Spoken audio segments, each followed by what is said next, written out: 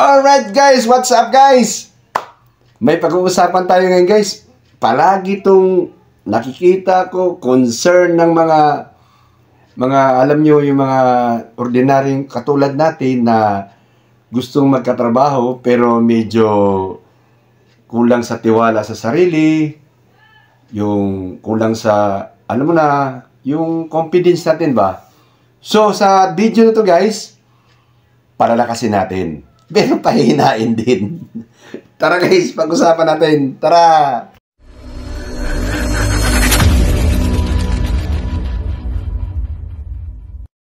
Alright guys, welcome sa Riddles TV. 14 years more or less bilang security officer, security guard. Ang pag-uusapan natin guys ay yung yung tinatawag na comment na to, ayan. Diba? Tingnan mo yung comment na yan. Paano kung mahina ka sa English? At paano kung hindi ka nakagraduate ng high school? Pwede ka bang mag-security guard? Diba? Mahina ka sa Englishan. Hindi ka nakatapos sa high school. Pwede ka bang mag-security guard? Yan ang pag-uusapan natin guys. Pero bago ang lahat, baka may mga biglang naligaw, dumalaw sa channel natin kasi nakita nila yung thumbnail na, uy, qualified ako nito. At nagulat kayo, officer ba yan? Yung nagsasalita. Mahaba buhok, model-model ang datingan. Kasi guys, ako po ay isa ng retired. Retired na po ako bilang security officer, security guard. Ako po ay isa ng self-employed.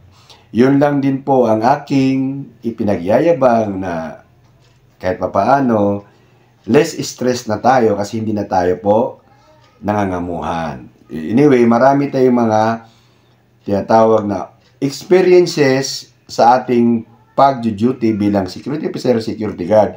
So, yun ang binabahagi natin para maging gabay sa mga kabataan na magiging security guard. So, kung gusto niyo magkaroon ng advanced learning, mga kaalaman para mag-survive sa pag-security guard, paano mag-apply sa security guard, dalawan niyo po yung channel na yan, guys. Ayan. Yan yung channel na yan, guys. Pag nakarating na kayo sa channel na yan, ayan, may playlist dyan. Ayan, playlist. Ayan. Pindutin niyo yan, guys. Pag napindot niyo na yan, ito yung lalabas. Ayan. Ito yung lalabas. Ayan. So, nasa playlist na kayo. Ayan yung Security Guard Matters. Marami kayong makukuha video dyan at yan yung magbibigay sa inyo ng kalamangan pag nag-apply na kayo ng security guard. At marami tayong video dyan guys na pwede ninyong panoorin para makilala nyo ako kung sino ako. No? Marami tayong video dyan. Ayan. Baka kasi, alam nyo, yung nagmi-mentor, titingnan din nila yan. Sino ba tong tao na to? Kahit paniwala ba to? May dignidad ba to? Di ba? Totoo bang papaniwalaan ba natin to? So, kung gusto niyo makilala at marami tayong video dyan na ma-entertain kayo, i-explore nyo yung channel natin. Marami na tayong video dyan, guys. Isa-isahin lang ninyo dyan sa playlist natin. May matutunan kahit papaano. Anyway, so punta na tayo ngayon sa ating main topic. Kung ako ba ay isang undergraduate na tao ng high school, kasi alam mo na, hindi lahat ay biniyayaan ng magulang na magsusuporta para mag-aral o kaya tinamad o ano. So, pwede ba akong mag-security guard? At yung mahina ako sa English. Pero bago ang lahat, guys, panoorin muna natin itong video na yan. Ayan, yung video na yan. Ayan, guys, video na yan. Ako nga pala si Rodel Mirano, taga Imus, Cavite, 47 years old. Hindi rin po ako nakapagtapos ng high school, kaya ang una ko pong nagiging trabaho is pagja-janitor. Nakalipas yung 12 years, sumubok po ako mag-apply ng gwardiya. Awa naman ng Diyos na tanggap. Tapos nitong nakalipas ng So, napunood nyo na guys. Yun yung patunay na kung hindi ka graduate ng high school, ay pwede naman.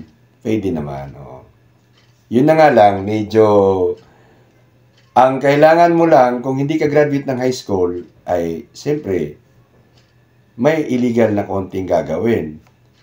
Una-una, bibili ka ng diploma. Parang peke, no? Tapos, yun na nga, papasok ka doon sa yung nagbabacker sa'yo.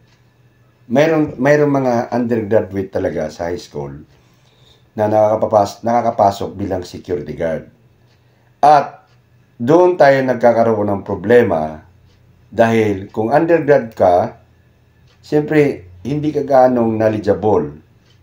Hindi ko minamaliit ang mga undergrad, marami namang matalino na undergrad.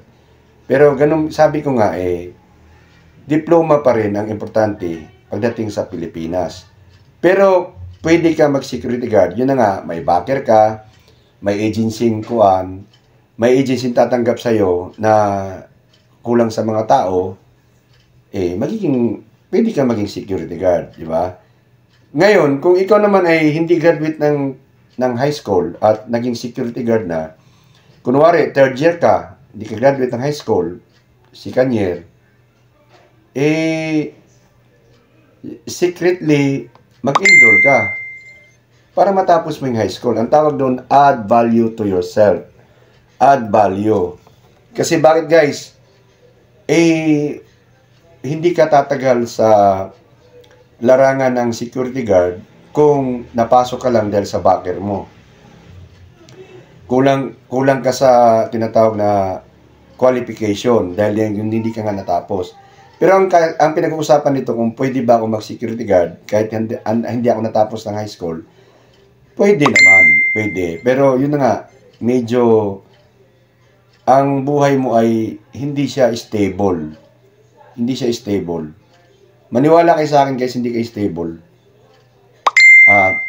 Kuhan kayo, mapupunta kayo sa medyo, yun na nga, kakapit lang kayo, hindi kayo makalipat-lipat. Kung ano yung agency nyo, yun lang din, kasi doon ka naman may backer Pero hindi ka na pwede makalipat sa iba kasi baka ma-trace nila yung kalagayan mo. Okay guys, hindi ko pinopromote na, mag-guardia kayo kahit hindi kayo undergrad. Hindi ko pinopromote undergrad ng high school Kasi ang standard talaga ng requirements ng security guard ay high school graduate. At sa ngayon, sa dami ng graduate ng college na hindi nakakuha ng trabaho, dahil ang security guard ang pinaka-demand na trabaho dito sa Pilipinas, maraming college graduate na pumupunta na sa pag-security guard.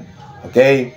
Kaya, hindi ko in-encourage, binibigyan ko lang kayo ng idea na may mga undergrad na nag-security guard. Yun na nga, una-una, may physical attraction sa'yo dahil matangkad ka, malaki katawan mo, at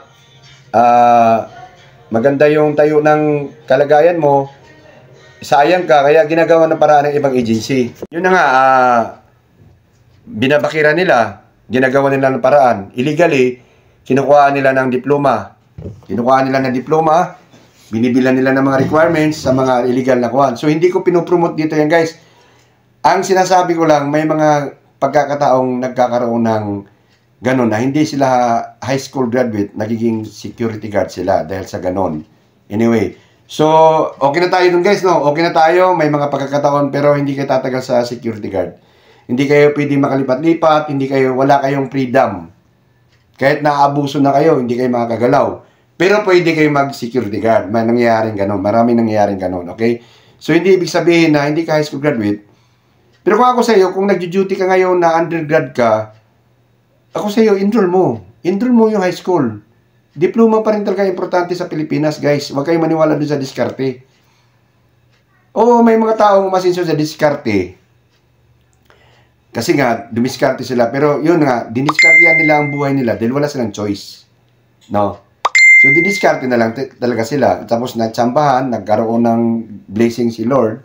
Masinso sila. Pero iilan lang yun. Iilan lang yun. Sa Pilipinas kasi talagang basihan yung diploma. So, kung may pagkakataon ka mag-aral, nag-duty ka ngayon, nakatsambahang natanggap ka, mag-enroll ka. Enroll ka. Patsagaan mo. Pag nag-graduate ka ng high school, o di malakas na loob mo, qualified na ako, di ba? So, yung nagtatanong na, pwede ba ako mag-security guard na hindi ako graduate ng high school, nangyayari, pwede yun. Pwede. Sa, may daya-daya na ginagawa.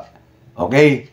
Pero kung hindi ka high school graduate, maliit ka, wala kang katawan, at nagpupumilit ka sa security guard, parang awa mo na wag mo na ipagpilitan sarili mo, okay? Sige, kasi yun nga yung qualification nun. Ngayon, dito naman tayo sa tinatawag na mahina sa Inglesan. Okay, ang English talaga guys ay basihan talaga yan dito sa Pilipinas na kung magaling ka sa mag-English, ay sasabihin sa'yo matalino ka, di ba? Iba kasi ang datingan ng English eh. You know, smell, ganun. Lalo na kung may flowing ka sa English, di ba? So, ang lakas ng dating mo, ang lakas ng kuan mo, di ba? Iba ang datingan mo, lalo na kung sa, di ba, sa mga, alam mo, mga university na mga kuan, may daladalang iced tea, tapos nag-i-Inglesan. So, iba ang dating. So, tayo naman, lalo na kung ako, taga-probinsya ako eh. Nakukuha tayo na i-intimidate tayo kasi naku ba, no? Ito may English na Englishan, ganun. So, yun ang concern ng nag-comment sa atin na paano naman kung mahina English. Huwag ka mag-alala, sir. Hindi lang ikaw mahina English. Marami tayo. Mahina rin ako sa English, sir. Kahit sabi mong college graduate ako. Mahina rin ako sa English. Hindi ako kagalingan sa English. Hindi ako kagalingan sa English. Marami tayo. Wag mong panghinaan ng loob mo dahil mahina ka sa English, ayaw mo mag-security guard kasi mahina ka sa English. Pwede naman, gawa ka ng report, mag-Tagalog ka. At kung gusto, wag mo naman pabayaan ang sarili mo na dahil mahina ka sa English, di ba? Anong i-develop mo kung ikaw gusto mo magkaroon ng tinatawag na value? Value ba? Yung mataas ang value mo. Anong i-develop mo? Yung weakness side mo. So, mahina kayo sa English, i-develop natin. Kunwari, ang rating mo sa English ngayon ay 20%. Mai-develop mo siya sa 40%, development pa rin yun. So, ganun na nangyari sa akin. Mahina ako sa English, Bisaya kami, tatay nanay ko hindi natapos sa pag-aaral. Anong i-expect mo sa akin? Wala akong in my own lang. Sarili ko lang na matututo ako sa Inglesan. Kaya mahina ako sa English. So, nung nag-aaral ako, isa yan sa mga kahinaan ko. Nababawasan yung pogi points natin. Dahil mahina nga ako sa English. At mahina rin ako sa spelling. Kasi nga, mahina ako sa English. Hindi ako nagbabasa kasi paano mo ma-develop yung English mo? Manonood ka ng mga English film. At siyempre, magbabasa ka ng dyaryo. Di ba? Palagi ka magbabasa ng libro para ma-develop mo yung spelling mo at saka sa English speaking mo, English writing mo. Di ba? So, hindi ibig sabihin na mahina ka sa English, ay hindi ka pwede maging secret guard. Pwede. Kaya lang, guys, okay, nasamid ako, guys. Kaya lang, guys, dito tayo sa realidad. Sabi ko nga, Pilipinas, ang basehan ng katalinuhan ay ang pag-i-English. Totoo yun. Ako, isa yan sa mga kahinaan ko na bakit ayaw ko rin tumanggap ng commander na position. Marami na rin nag-aalok sa akin ng commander position. Nawawalan ako ng tiwala kasi yung English, sa speaking, lalaban tayo. Kailang sa rating, doon ako mahina. Sa totoo lang. Hindi ako nahihiyang aminin sa inyo. Siguro kung i-rate nyo ako, siguro nasa 40% lang ako sa rating. Sa speaking naman, siguro mga 60%. Anyway, bakit importante ang English sa isang security guard? Tulad ako, na-assign ako sa isang embassy. Ngayon, dun sa embassy,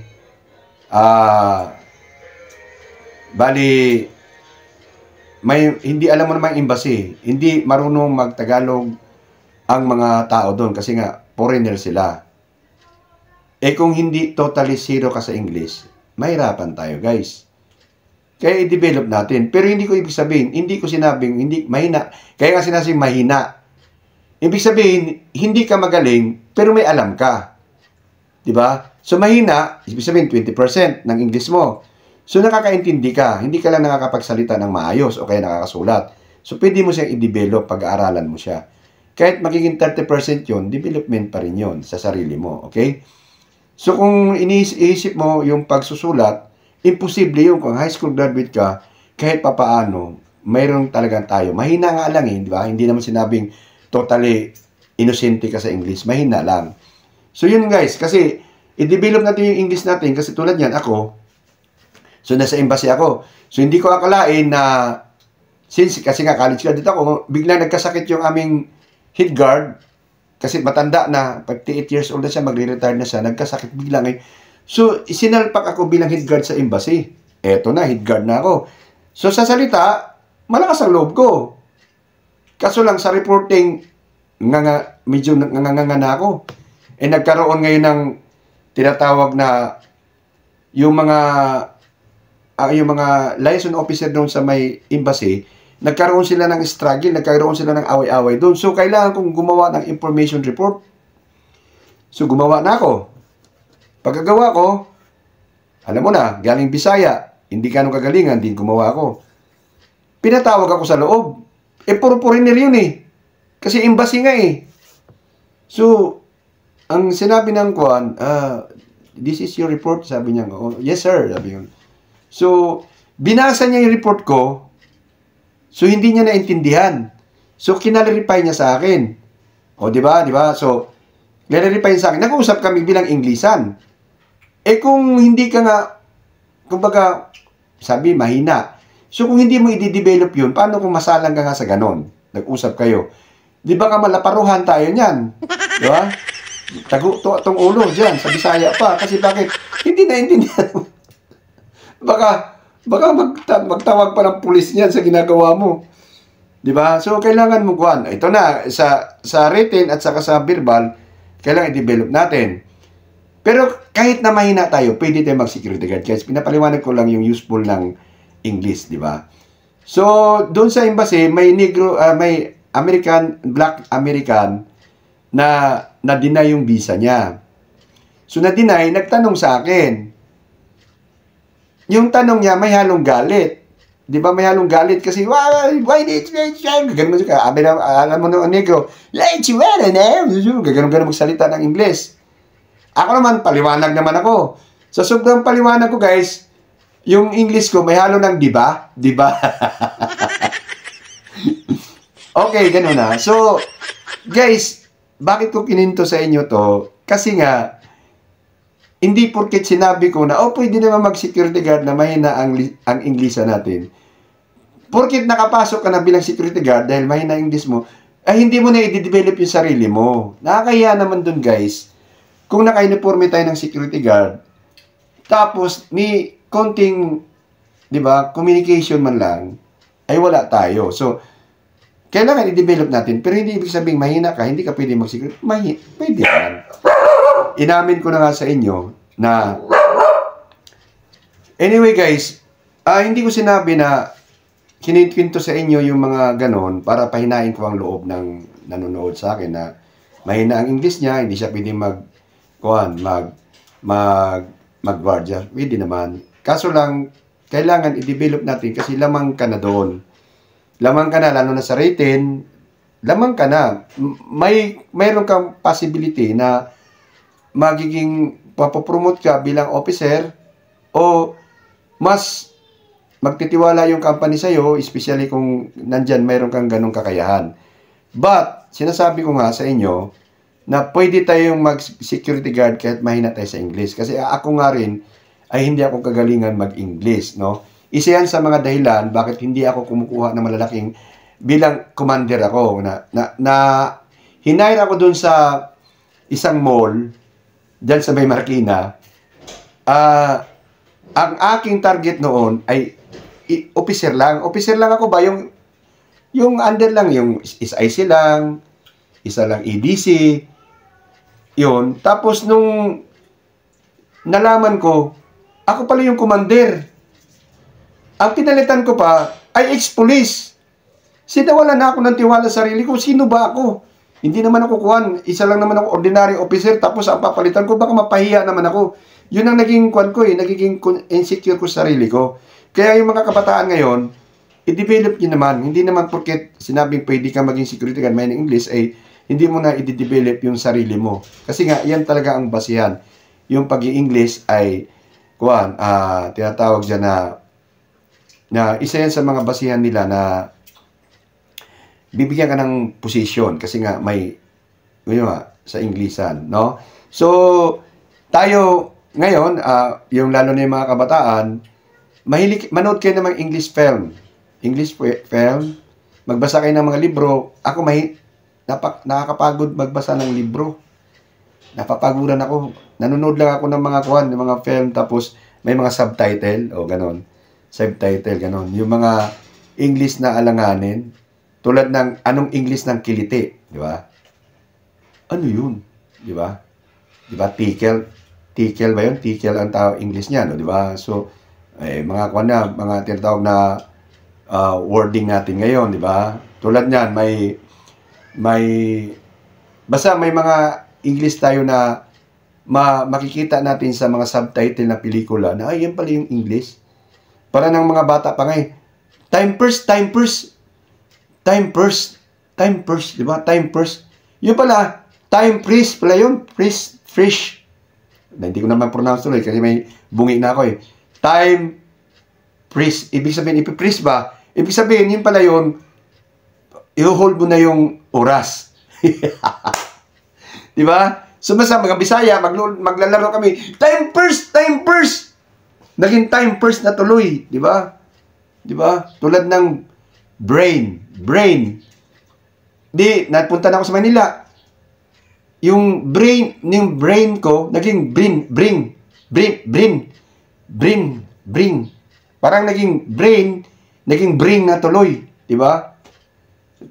Kasi Bisaya eh. Di ba? Yun ang pinagtatawanan ako dati. Pinagtatawanan ako ng mga kasama ko. Kasi nga ganun. Pero, huwag kayong mawala ng tinatawag na tiwala sa sarili. Pabayaan nyo yung Kasi, alam ko may talino tayo. Kaya lang, matalino tayo. Kaso lang, yun na nga yung ating tinatawag na intonation pagdating sa Maynila, napapabisaya tayo.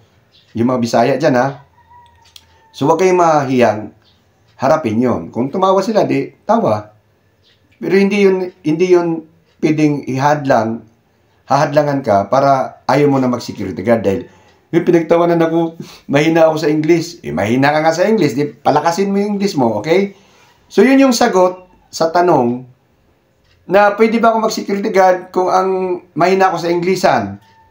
Pwede ka naman. At hindi ako nakatapos sa high school, pwede kasi. Yung pwede yun. Pwede na, sa paliwanag ko na pwede naman.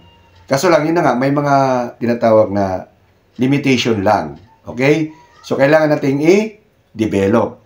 So, I hope guys na napalakas ko yung loob at napahina ko rin ang loob ng mga nakapanood sa video na to. Kung kayo ay na-inspire naman, baka makahingi ako ng like sa inyo. Ngayon, kung hindi naman kayo na-inspire at nagalit kayo sa akin dahil pinalakas mong loob namin, tapos pinahina mo, i-dislike mo lang yung video guys, nandyan na, pipindutin mo lang. Okay guys? So I hope na huwag makalimot mag-subscribe. Ayan. Subscribe guys. At notification bell. Ayan. At yung mga patalastas natin, mapanood nyo. Bye-bye guys. Bye-bye.